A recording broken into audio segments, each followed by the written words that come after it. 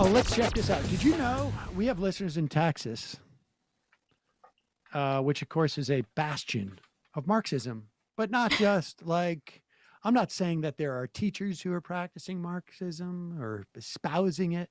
I'm not saying that Austin DSA is, handing out pamphlets about Marxism. I'm talking about the Texas state government and their tax system.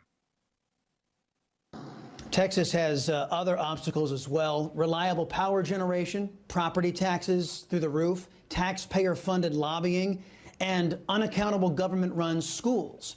Huge issues in the state of Texas. How are you going to address those things specifically?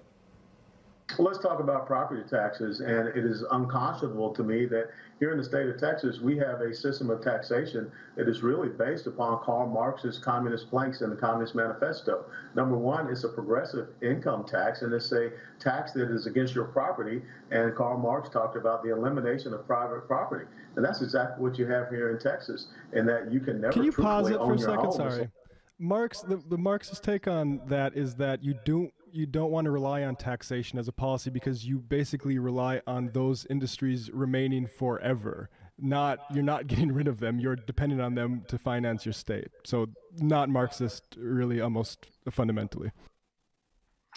And I would also add, just since we're pausing for a second, that if you were to take away the property, there would be no means to tax, which I guess is so it seems like it's an interesting stark choice that Al West has presented to the state of Texas. I mean, when you say Texas has a Keynesian tax system, it doesn't quite hit as much, I don't think. Exactly. Continue. Taxation is levied against your property. And think about, the Declaration of Independence talked about life, liberty, and pursuit of happiness.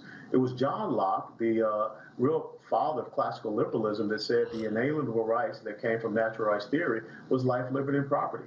And here we don't allow people to own their property. So I think first and foremost, we start looking at how we reduce the size and scope and the expansion of the state government. We can turn those funds that we save back to property tax reduction.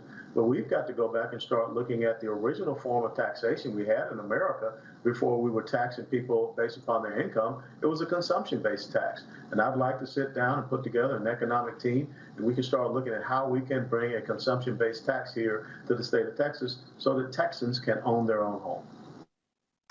Yeah, Texas has no income taxes, so.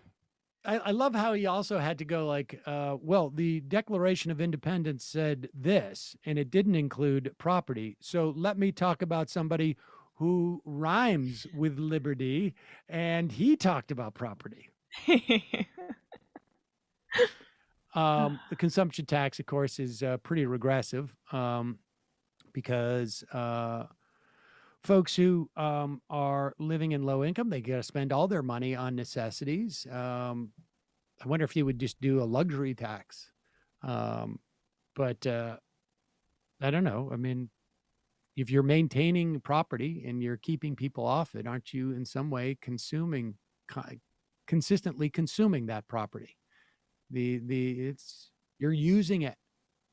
But I guess that wouldn't satiate him. He's running against Abbott because Abbott is too too moderate for him. Too liberal, right? I mean, obviously when he implemented Marxism. Folks, there's more of what you've just saw where that came from. That's if you hit the subscribe and like button. Thank you. Really. Thank you.